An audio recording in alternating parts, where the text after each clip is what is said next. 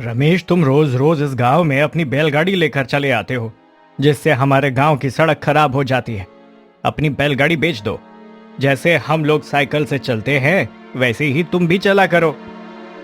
अरे ये कौन सी दादागिरी है गजोधर? हमारे गांव की सड़क कच्ची है तो उसमें मेरी क्या गलती?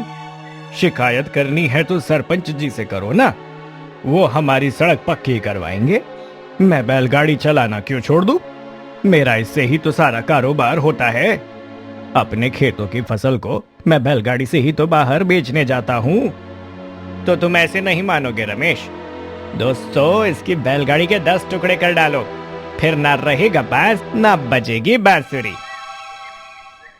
गजोदर और उसके दोस्त रमेश की बैलगाड़ी को हाथ लगाने ही जा रहे थे कि तभी वहाँ पर रमेश के दो हट्टे कट्टे भाई मोहन और विनोद आ गए। मोहन बहुत गुस्से वाला था।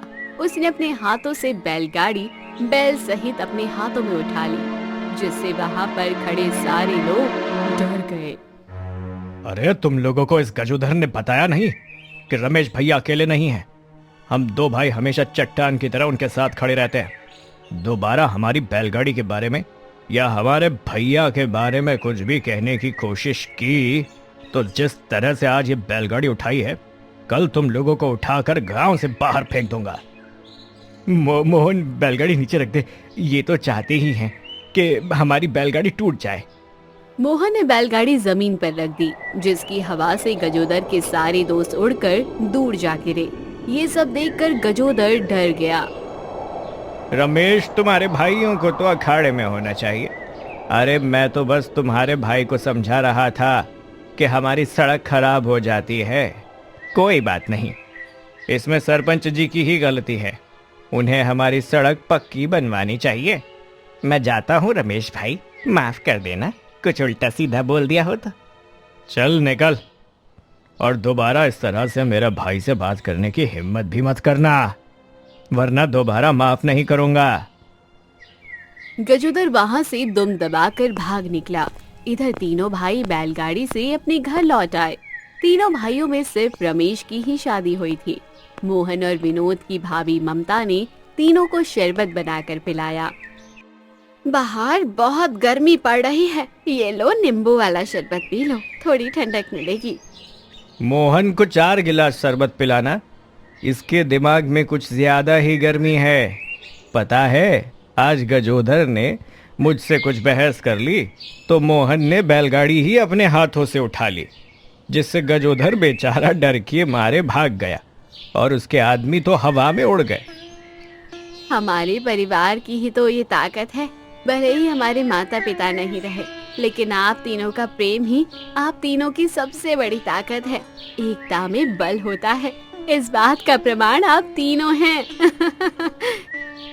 ये बात आपने बिल्कुल सही कही भाभी। तो इस तरह तीनों भाइयों की एकता की वजह से गांव में कोई भी उन तीनों से पंगा नहीं लेता था। वहीं शाम को गजोदर गांव के कुछ आदमियों के साथ बैठकर बातें कर रहा था। गांव वालों, इन 3 भाइयों से कुछ कहना ही व्यर्थ है। उनसे तो हम लड़ नहीं सकते। किसी एक भाई से बहस करो तो बाकी के दोनों भाई चढ़ जाते हैं। अरे गजोधर, उन तीनों से लड़ने की क्या जरूरत है? वो तीनों तो बेचारे सीधे साधे हैं, हमेशा गांव वालों की मदद ही किया करते हैं। हाँ काका, लेकिन मनमानी भी तो चलाया करते हैं। हम चाहकर भी उनसे कुछ कह नहीं सकते। तभी वहाँ से पंडित भी गुजरे। उनकी बात सुनकर पंडित जी भी सभा में शामिल हो गए। तुम लोगों की समस्या का समाधान मेरे पास है। अरे पंडित जी, तो बताओ ना जल्दी, अगले जन्म में बताओगे क्या? इन तीनों की ताकत तभी तक है जब तक ये तीनों इकट्ठा है। अगर ये तीनों किसी तरह अलग हो गए तब इनकी ताकतें भी बट जाएंगी, और तीनों को अलग करने का सिर्फ एक ही उपाय है, बाकी के दोनों भाइयों की शादी करवा दी जाए। अरे वाह पंडित जी, ये तरीका तो बिल्कुल सही बताया आपने, लेकिन हम तो चाहकर भी उनकी शादी नहीं करवा सकते। ये काम तो आप ही करवा सकते हैं। कोई ना कोई जुगाड़ बैठाइए, बाकी के दोनों भाइयों की शादी करा दीजिए। जैसे ही दोनों की बीवी आएंगी बंटवारा होगा और तीनों अलग हो जाएंगे। फिर देखना, इन तीनों का सब कुछ छीन लेंगे हम लोग। उस मोहन ने मुझे डराया था ना, उसका बदला तो मैं लेकर रहूंगा। ठीक है, मैं शादी तो करवा दूंगा उन दोनों की, लेकिन मैं ये तुम्हारे लिए कर रहा हूँ तो कुछ दक्षिणा भी तो मिलनी चाहिए। हाँ पंडित जी, गेहूं कटने वाले हैं, कल आना, 1 कुंटल गेहूं मैं आपको दे दूंगा। खैर रात को पंडित जी रमेश के घर पहुंच गए। पंडित जी गांव के ही थे, इसलिए उन लोगों ने उनका सम्मान किया। फिर पंडित जी ने शादी की बात सामने रख दी। देखो रमेश, तुम्हारी शादी तो हो गई, अब तुम्हारे दोनों भाई भी जवान हो चुके हैं, इनकी भी शादी कर दो, इनका भी घर बस जाएगा, बड़ा ही अच्छा रहेगा। वैसे भी गांव में बहुत दिनों से कोई शादी नहीं हुई। पंडित जी, शादी तो हम कर लें, लेकिन आजकल की लड़कियों का कोई भरोसा नहीं। देवर जी, ऐसे ही डरते रहोगे तो जिंदगी भर कुंवारे बैठे रहोगे। अब शादी की उम्र हो रही है, शादी तो कर लेनी चाहिए। भाभी आपकी बात सही है, लेकिन मोहन भैया की बात भी सही है। तुम दोनों इतने डरपोक निकल जाओगे ये मैंने सोचा नहीं था कभी। तुम दोनों तो गांव में किसी से नहीं डरते, फिर अपनी होने वाली बीवियों से क्यों डर रहे हो? अरे मैंने भी तो शादी की थी। पंडित जी, आप जल्दी से मेरे दोनों देवरों के लिए रिश्ता देखिए। अगर इनकी सुनते रहे तो ये दोनों शादी ही नहीं करेंगे। तो इस तरह पंडित जी ने 1 महीने के अंदर ही मोहन और विनोद की शादी करवा दी। ममता ने उन दोनों का गृह प्रवेश करवाया। पल्लवी, विनीता, मैं ही तुम दोनों की जेठानी हूँ और तुम दोनों की सास भी हूँ। मुझे ही तुम्हारा गृह प्रवेश करवाना पड़ेगा। आज सासू माँ होती तो बहुत खुश होती। भाभी, उस वक्त हम दोनों बहुत छोटे थे, वरना हम माँ के जीते जी ही शादी कर लेते। ममता, ये सब बातें लेकर मत बैठ जाओ, जल्दी से गृह प्रवेश कराओ। खैर ममता ने गृह प्रवेश करवाया और दोनों बहुएं अंदर आ गई। मोहन की पत्नी का नाम पल्लवी और विनोद की पत्नी का नाम विनीता था। सुहागरात की अगली सुबह तीनों बहुएं रसोई घर में खाना बना रही थी। भाभी, इतनी जोर से तड़का क्यों मारा? इतना ज्यादा मसाला मुझे पसंद नहीं है। अरे माफ करना, पहले बता देती तो ज्यादा मसाला ना डालती, लेकिन तुम्हारे पति को और तीनों भाइयों को ज्यादा मसाले वाला खाना पसंद है। भाभी, लेकिन मुझे पसंद नहीं है ना, और वैसे भी इतनी गर्मी में इतना तीखा मसाला वाला खाना खाएंगे तो पेट में जलन भी तो होने लगेगी। तभी विनीता चिकन बनाने की तैयारी कर रही थी, जिसकी महक बाकी दोनों को आने लगी। ममता ने तो कुछ नहीं बोला, लेकिन पल्लवी बोल पड़ी। छी छी छी छी, विनीता, ये तुम क्या कर रही हो? मुझे ज्यादा मसाले वाला खाना पसंद नहीं है और तुम यहाँ चिकन मटन बना रही हो। मैं दिन में 1 बार मटन न खाऊं तो मेरा पेट खाली खाली लगता है। मैं तो अपने लिए मटन ही बनाऊंगी। मैंने विनोद जी से भी पूछ लिया था, उन्हें भी मटन बहुत पसंद है। देवर जी ने इससे पहले तो कभी नहीं बताया। चलो कोई बात नहीं। किसी तरह उन तीनों का रसोई घर में पहला दिन कुछ इस तरह बीत गया। सबने खाना खाया। विनोद, हमारे खानदान में आज तक किसी ने चिकन मटन को हाथ नहीं लगाया और तुम हो कि मटन खा रहे हो। भैया, मैं बाहर दोस्तों के साथ कभी कभी मटन खा लिया करता था, मुझे बहुत अच्छा लगता था, लेकिन कल रात जब पता चला कि विनीता मटन बना लेती है तो मैं भला मटन क्यों ना खाऊं। लेकिन इस घर में मटन नहीं बनेगा। तुमने तो हमारा धर्म ही भ्रष्ट कर दिया। बाहर खाना है तो खाओ, घर में बनाने की क्या जरूरत है। भैया, खाना खाने के लिए हमें बाहर जाना पड़े तो घर का फायदा ही क्या हुआ। चलो विनोद, अपने कमरे में चलकर खाना खाते हैं, वरना इन लोगों को तो खाना गले से ही नहीं उतरेगा। विनोद और विनीता अपने कमरे में जाकर मटन खाने लगे। इधर रमेश और ममता एक दूसरे को देखने लगे। खैर सबने खाना खाया और खाना खाने के बाद रमेश और ममता अपने कमरे में जाकर एक दूसरे से बातें करने लगे। ममता, ये सब क्या हो गया? पहले ही दिन घर में महाभारत शुरू होने लगी। अरे मैं क्या बताऊं आपको, ये दोनों तो रसोई घर में भी लड़ रही थी। अच्छा हुआ मैंने संभाल लिया, वरना वहीं महाभारत हो जाती। खैर रात में एक बार फिर से जब खाना बनाने की बारी आई तो रसोई घर में विनीता और पल्लवी एक दूसरे से लड़ने लगी, क्योंकि पल्लवी को चिकन मसाला बिल्कुल पसंद नहीं था और विनीता फिर से मटन बनाने लगी। इस बार तो दोनों एक दूसरे के बाल नोचने लगी थी। आज मैं तेरे बाल नोच डालूंगी। तुझे मैंने मना किया था ना कि इस रसोई घर में चिकन नहीं बनना चाहिए, फिर तूने ऐसा किया। आपको तो मैं पूरी तरह से गंजी कर दूंगी। ये मेरा घर भी है, मेरा भी उतना हक है इस रसोई पर जितना कि आप लोगों का है। मेरा जो मन करेगा वो बनाऊंगी। अरे तुम दोनों आपस में इस तरह लड़ना बंद करो, छोड़ो एक दूसरे को। ममता ने किसी तरह दोनों को अलग किया। अब ये हर रोज का काम हो गया था। ममता ज्यादा मसाला वाला खाना बनाती थी, वो पल्लवी को पसंद नहीं आता था। विनीता चिकन मटन बनाया करती थी, वो भी पल्लवी को पसंद नहीं था। जब भी खाना बनता था विनीता और विनोद अकेले कमरे में जाकर खाने लगे, क्योंकि कोई मटन और चिकन नहीं खाता था। रोज रोज की महाभारत से रमेश और ममता परेशान हो गए। एक रात विनोद और विनीता अपने कमरे में बात कर रहे थे। विनोद, रोज रोज की महाभारत से मैं तंग आ चुकी हूँ, क्या मैं अपनी पसंद का खाना भी नहीं बना सकती? तो ऐसा करो, रसोई का बंटवारा कर लो। जब तीनों की रसोई अलग अलग हो जाएगी तो कोई झगड़ा नहीं होगा, जिसका जो मन करेगा वो बनाएगा। मुझे लगता है तुम सही कह रही हो। सुबह ही बात करता हूँ दोनों भाइयों से इस बारे में। वहीं दूसरी तरफ पल्लवी और मोहन भी आपस में बात कर रहे थे।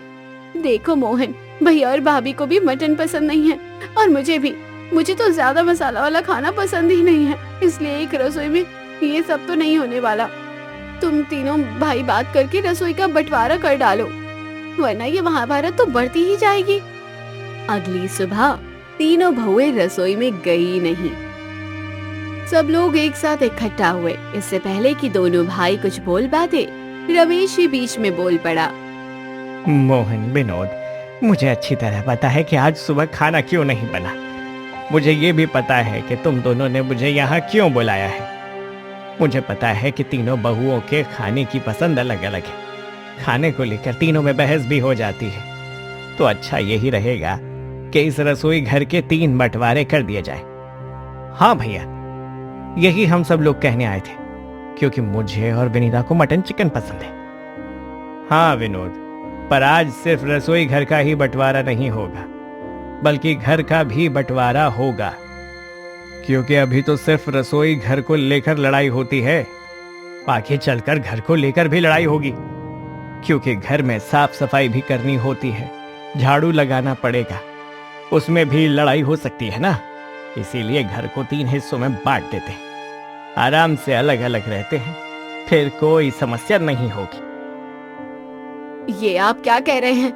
ये आप तीनों भाइयों की हम लोग तो मिसाल देते थे कि ये तीनों भाई कभी अलग नहीं हो सकते। अरे हम तीनों अलग कहाँ हो रहे हैं ममता। अगर इस घर का बंटवारा नहीं किया तो हर दिन इस घर में लड़ाई झगड़ा होंगे, फिर तो पक्का हम अलग हो जाएंगे। तो इस तरह उस दिन उस परिवार की एकता टूट गई और तीनों भाइयों का बंटवारा हो गया।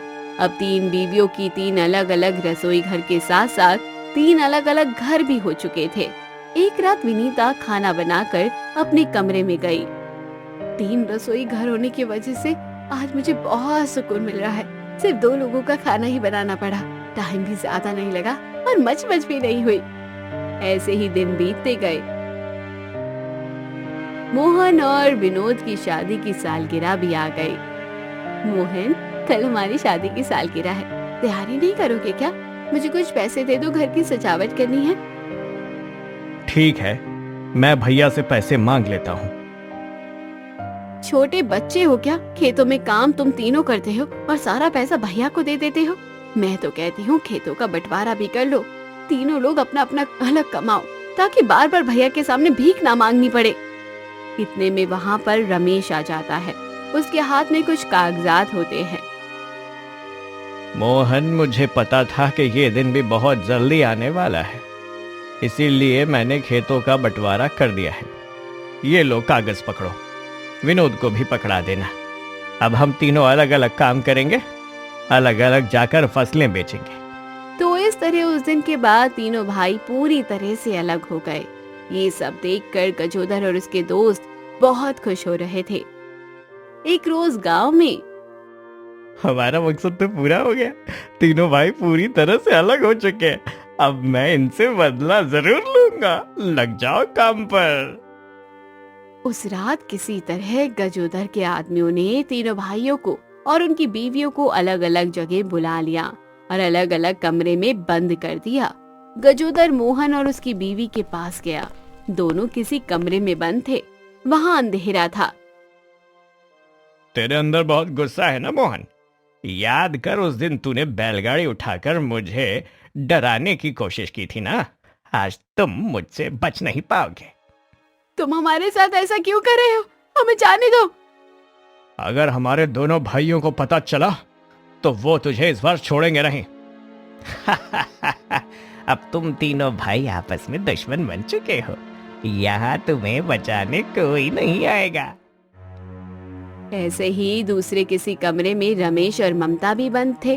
तीसरे कमरे में विनोद और विनीता। अरे विनोद, और अब तुम अकेले कुछ नहीं कर पाओगे। जब तक तुम तीनों भाई इकट्ठे थे तब तक ही ताकत थी। अब तुम्हारी ताकत बढ़ चुकी है।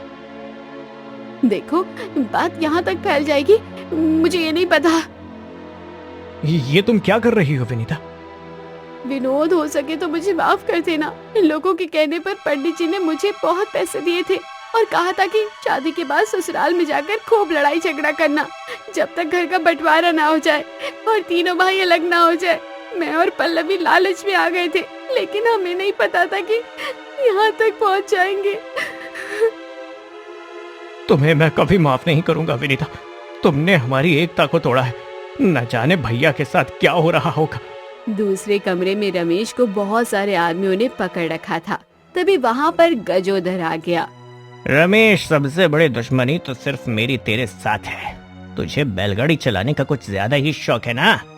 आज मैं तुझे ऊपर वाले के पास पहुंचा देता हूँ, फिर वहीं जाकर बैलगाड़ी चलाना। छोड़ो मुझे, छोड़ दो।